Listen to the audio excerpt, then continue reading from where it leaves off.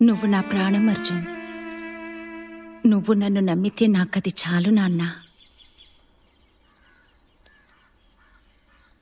అమ్మ ఎప్పుడు తప్పు చెయ్యదురా.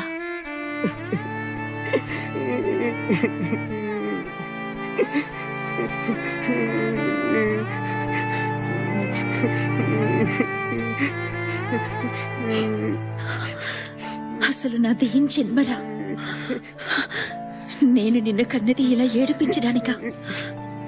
మా నాన్న స్ట్రిక్ట్గా ఉండేవారు.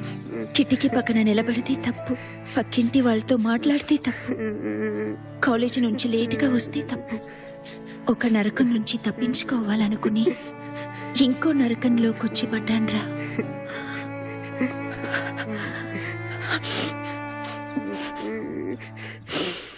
ఇంకెప్పుడు పేకాట ఆడండ్రా, నన్ను నమ్ము.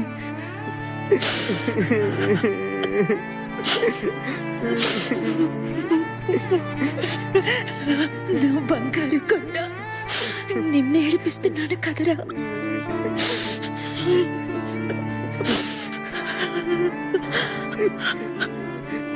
నేను మంచి అమ్మని కాదురా.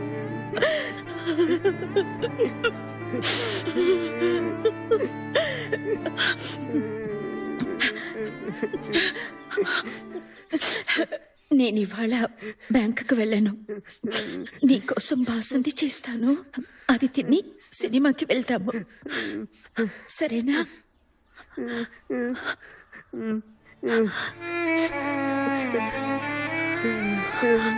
అర్జున్, స్కూల్ అవగానే తిన్నగా ఇంటికి వచ్చేసి. ఇవాళ ఫుట్బాల్ ప్రాక్టీస్ వద్దు, సరేనా?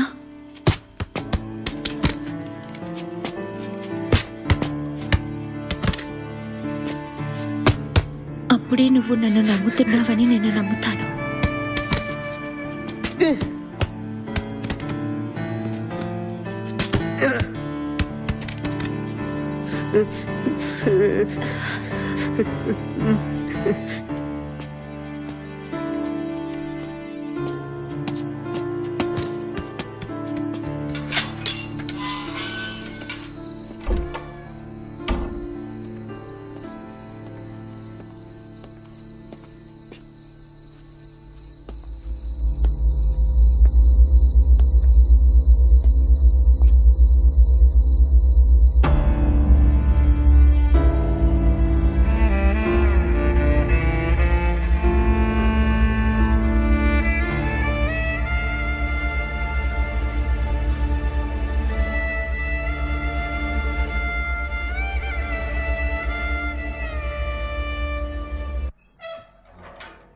మా అమ్మ చనిపోయిన తర్వాత నాన్న అర్జున్ని మా ఇంటికి తీసుకొచ్చారు. వాడికి కాంప్లెక్స్ చాలా ఎక్కువ. వాడి దగ్గర లేనివని నా దగ్గర ఉండేవి. దానికి నేనేం చేయగలను? మా నాన్నని చూడ్డానికి నాకు భయం వేసేది. దూరంగానే ఉండేవారు. విజయ్ నన్ను శత్రువులా చూసేవాడు. ఆ ఇల్లు నాకు పరాయి ఇల్లులా అనిపించేది. 6 నెలలు ఇంట్లో ఉండేవాడు, పారిపోయేవాడు. మళ్ళీ వచ్చి 6 నెలలు ఉండేవాడు, పారిపోయేవాడు. ఏ స్కూల్లో చేర్పించినా డిస్మిస్ అయ్యేవాడు. చెడ్డవాళ్లతో స్నేహం చేసి వ్యసనాలకి బానిసయ్యాడు. వీడికి అన్ని వాళ్ళ అమ్మ బుద్ధులే వచ్చాయి. అమ్మ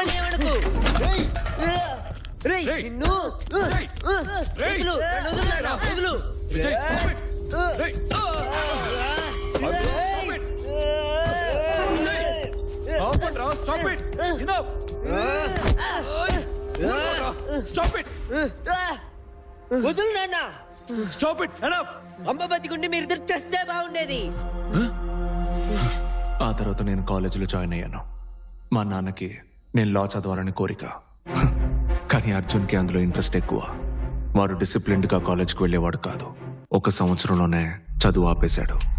అప్పుడప్పుడు ఇంటికి వచ్చేవాడు, చేతికి అందింది తీసుకెళ్లేవాడు. వాడికి ఒకే ఒక ఒబ్సెషన్ లైఫ్లో, నేను. నాకంటే ఎప్పుడు లైఫ్లో ఒక మెట్టు పైన ఉండాలనుకునేవాడు. నాకు 3 భాషలు వచ్చు. అర్జున్ 6 భాషలు నేర్చుకున్నాడు. విజయ్ ఫైనల్ ఇయర్ చదివేటప్పుడు నాన్న చనిపోయారు. దాంతో వాడికి నాకు ఉన్న అన్ని కాంటాక్ట్స్ కట్ అయిపోయాయి.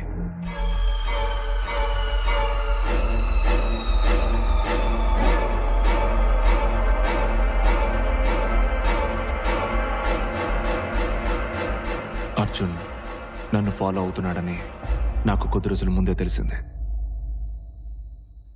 నా లైఫ్ హ్యాపీగా ఉండేది. కాలేజ్ ఫినిష్ చేశాను. మంచి శాలరీతో జాబ్, ఇంకా ఓన్ కన్స్ట్రక్షన్ కంపెనీ. కానీ అర్జున్ లైఫ్ గ్రోత్ లేకుండా ఒకే చోట ఉండిపోయింది. అది వాడు తట్టుకోలేకపోయాడు. అసూయ, కోపం, ద్వేషం. వాడు రోజుకో అమ్మాయితో తిరిగేవాడు.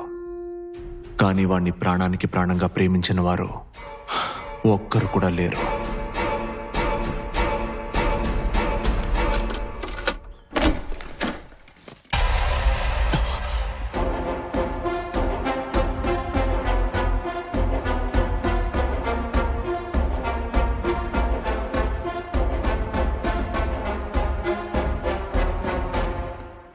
వాడేం దొంగలించాడు?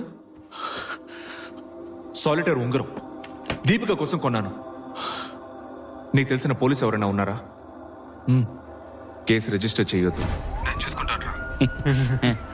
సరేరా వస్తాను.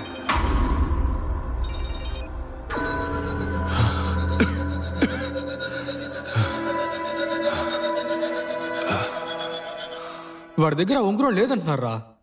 2 రోజులు స్టేషన్లో చెద్దగొట్టి వదిలేశారంట. ఆ ఉంగరం నేను తీయలేదు. నీ డ్రెస్సింగ్ టేబుల్ పై డ్రాలో ఉంది. వెళ్ళి చూడు.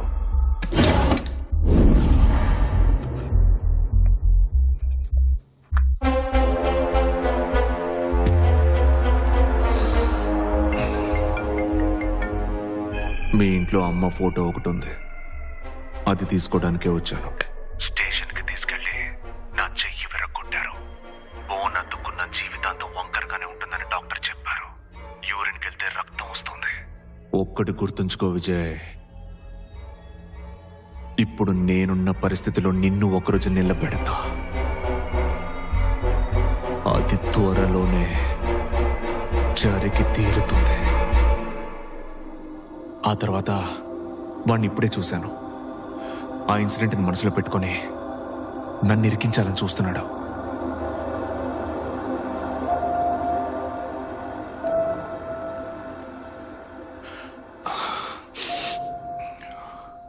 క్లియర్గా ఉంది మేడం, అర్జునే హంతకుడు.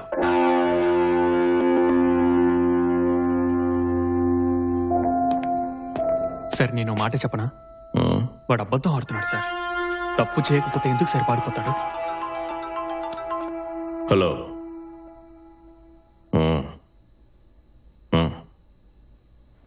లైన్లోనే ఉండు.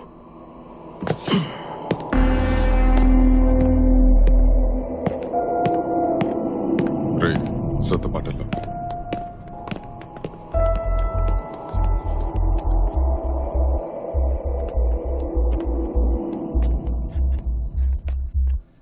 సార్, ఇన్స్పెక్టర్ మిమ్మల్ని పిలుస్తున్నారు సార్. వస్తున్నా.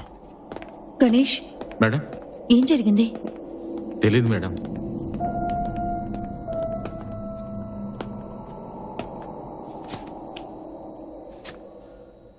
నిన్న ఇన్స్పెక్టర్ మిమ్మల్ని క్వశ్చన్ అడిగారు. మీరు చివరి వరకు సమాధానం చెప్పలేదు. ఏం క్వశ్చన్? 2వ తేదీ మీ ఆఫీస్లో పార్టీ.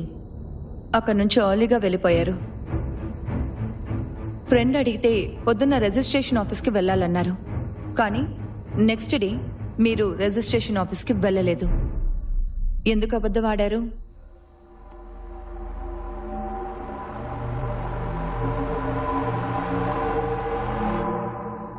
పర్వాలేదు, చెప్పండి.